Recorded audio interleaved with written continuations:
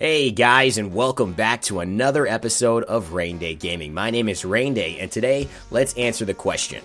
Raijin was released OP, what now? That's right, what do we do now? What does SMITE do now with Raijin after he was released overpowered, which I think is pretty clear for anyone who has been playing SMITE this last week. Raijin's damage numbers are clearly overtuned, and they need to be brought back in line with a lot of the other mages. However, this is not the end of the story, because I think it's actually good that Raijin was released this way. As I mentioned in my video, the top 5 reasons why OP God releases are good for SMITE. Now there's a huge caveat I'll talk about at the end, which is that they don't stay overpowered. A lot of people misread my title and started saying that I was basically suggesting OP gods were good for the balance of the game. I absolutely agree that overpowered gods are not good for SMITE. I'm a competitive player in SMITE. I'm a competitive player in my life in terms of soccer and other sports. I do not want somebody to have an unfair advantage the entire time. But what I'm speaking about is really more about the value that it is to bring a character into a lineup where they're basically being seen for the first time with an overtuned kit so that people play them, they enjoy them, and they get a little bit more press in those first 2 weeks, being the star of their own release, so to speak. If you have a god that gets out in their first game and all of a sudden is really boring or just really underpowered, and you see people kind of on the first day playing them, but then on the second and third day you don't see too much of them, I think that's a sign that it wasn't a very good release. And for me, that's kind of an issue because you have so much time and effort being spent into putting these gods together. You have 12 people working on a single god release, every single god release, and that's a lot of time and money and energy, and they needed to pay off. Now there's a few things I want to mention about what SMITE and Hi-Res Studios is really expecting from these releases and why it may be a different perspective for you because they're looking at it from a business and you're looking at it from a pretty much just a player, usually and most likely a casual player, not a professional player. And I'm not a professional player either. I just am trying to put myself in the shoes of a pro and basically understand what this might mean to them, the casual scene, and to Hi-Res as a business. So let's get into it, shall we? Raijin was released very, very OP. As you guys can see, he's not, I think, too strong. Like, it's not outrageous, but I just think it's very clear that he needs to be tuned down. And my reasoning for this being great is that you have seen a lot of Raijins. Personally, myself, I've played 3v3 Joust quite a lot this week, more so than ever. And I found that almost every single Joust, with the exception of this one where I am actually Raijin, I have played against a Raijin. And in all of my other game modes, including Clash and Arena this week, I have faced off against a Raijin, or there has been a Raijin in almost every single game. And that to me is a great thing. That means that SMITE has had a successful release with this god where people are continuing to play him even though he was released about a week ago, and they are starting to really enjoy this god. Now, he is going to get nerfed into balance, hopefully within 2 weeks, but I think it's a good thing that he's already establishing a fan base of people that like Raijin. That means in the future, when SMITE starts to make Raijin skins, or they start to reward players who have put a lot of energy and time into Raijin with cool things, they're going to be able to make a lot more money from this god versus a god who comes out and doesn't really establish a fan base or players that love his style, and then all of a sudden, you know, kind of aren't able to maximize on the effort that they put in. Remember, SMITE is a free-to-play game, guys, so that means that they need to make money not only on people purchasing these gods, but on people who are essentially going to be purchasing skins for these gods, voice packs for these gods, and other things that come out for these gods in the future. That's pretty much what they're banking on. A lot of people don't look at that aspect of it, but SMITE is basically saying, if I build a fan base for Raijin right now, he's going to be somebody that can make me money, although people aren't going to be paying for him forever. They could be paying for skins for him forever. As you know, a lot of people are very dedicated Thor fans, and that's one of the reasons Thor, in my opinion, got the tier 5 skin this year, because SMITE wanted to make money. I really believe that Thor was not the god that should have gotten it in terms of, okay, why would you give it to an assassin 2 years in a row? I think a lot of people agree that giving it to Thanatos and then giving it to Thor was a little bit one-sided, but the fact is Thor is just their most popular god. He was played the most, and they realized, wait a second, the most amount of people are going to be buying this Thor skin. It's not going to be the same if we make this tier 5 skin for Vamana, because he doesn't have as many fans. And there's several reasons why Thor is popular. One, because he's just popular in real life. people like playing Thor, especially if you're a 13-year-old kid. You know gods, you know Thor, he's one of the gods you're going to play him. A lot of people are very young in this game. But not only that, it's the fact that Thor was been a very good god, and been a very relevant god throughout the entire SBL. He's got fans everywhere, and he's seen all the time in professional play. If you see a pro Smite game, there's a chance you are probably seeing Thor. So at any level that you're being exposed to Smite, whether it's the highest level or whether it's just a casual gameplay, there's a very good chance you're going to see Thor in that match. And it's just, he's really on the mind, and he basically gained a very good fan base from the beginning. Now, Raijin, I think, is doing well with that, and I think that is one of the issues that a lot of people don't understand, is Smite is making these gods, I think, a little bit more powerful to start because they need to develop a fan base for them. Now, the whole thing about this is, what happens now? What happens after this god gets released OP? What are the results of that? Well, what I've seen so far is that not only have a lot of people been playing him all week, I've really seen Raijin in pretty much almost all of my games this week. I don't know if that's been the same for you guys, but I've definitely experienced that.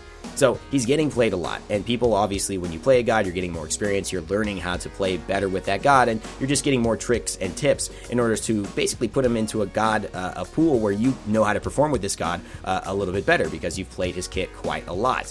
I know somebody who's already a diamond Raijin. I cannot believe that already, but someone on my channel is already a diamond Raijin, which is showcasing how effective this release has kind of been in terms of activating people to playing this god. Now, here's the thing. I've also seen professional players start playing this god and really proclaiming a lot of great things. I know Weekend, one of the players who is on Team Envy, I believe, a very popular Smite player and a very popular professional, has actually said that this is one of his most fun gods he's played in his video title. Now, I'm not sure if he's lying, but the image that puts out is that Raijin is a god people should be playing. The pros are signing off on this god, and I would expect to see Raijin in the next professional setting he is available to be played in, regardless of these next 2 months, this next nerf coming in within 2 weeks, unless, here's the big caveat, unless he is nerfed out of his mind. Now, here is where the problem with an OP release kind of starts. If you have a god that gets released OP and you develop this fan base of people who like them, you obviously are dealing with people who do not want to play against a god who's totally overpowered for too long. And that's the majority of the community, myself included. If Raijin stayed this way forever, I would be a little pissed off. But the thing is, Raijin should be nerfed down into balance in about 2 weeks, or about a week from now, once he gets a little downgrade in his numbers, most likely. And that should make people a little bit easier, and I think you will be able to see Raijin coming more into an acceptable place. He won't just be outrageous. However, if you nerf a god too much after the first go, and you actually do something like you did to Ratatoskr, where Ratatoskr was so strong, but then all of a sudden he became so weak, and basically was just in the meta of a CC meta, had no ability to lock people down, and had no, it took away so much of his mobility, 60% of his mobility. He could dash probably 6 times, now he can dash only 1-2 times.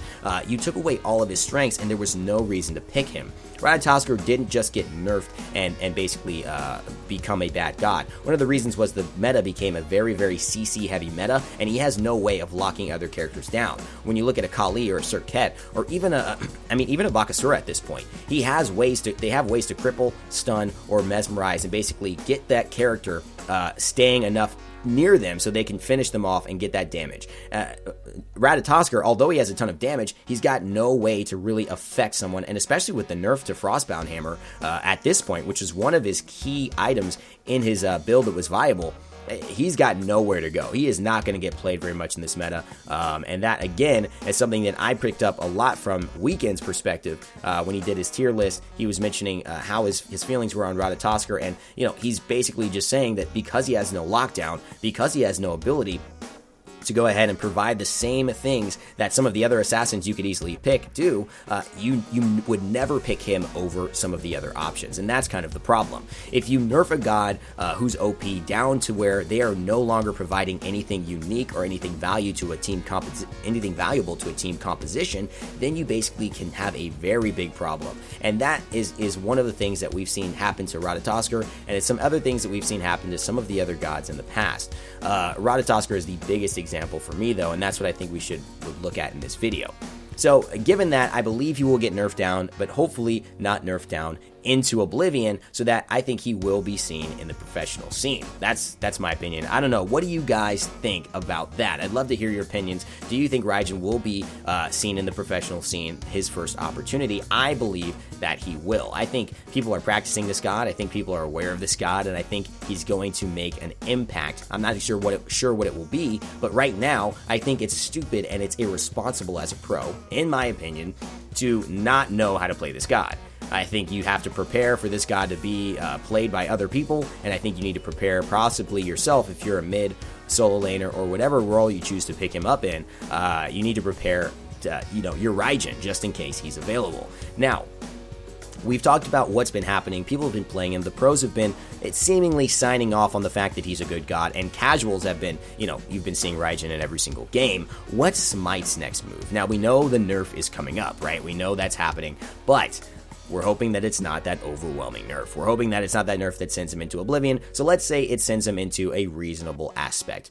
What's the next step? Okay, the next step for me, and the next step I think for Smite, is that you get a god that is relevant, that has a fan base, and that had a successful release. You've spent your time well, and things are all good. If you can somehow nerf him into balance to where people don't complain about him, he doesn't feel like he's changing the game when he gets played, and he doesn't feel like, I can't compete against this god, then you are going to basically have a successful release. You have a fan base. You've got people who've already played him and signed off on him who love this god, and you're going to have that fan base take care with him. Just don't disrupt it. Don't mess this up. That is why I think in these first 2 weeks it is okay to release a god overpowered. And again, my biggest argument was this: you don't see a god getting released and being immediately balanced. Even Chiron, who I think was one of the most balanced gods released lately, had a little bit too high of damage numbers. His kit, relatively nothing outrageously strong about it, even though it was all just relatively very strong. It just wasn't outrageously strong in any way that made someone say,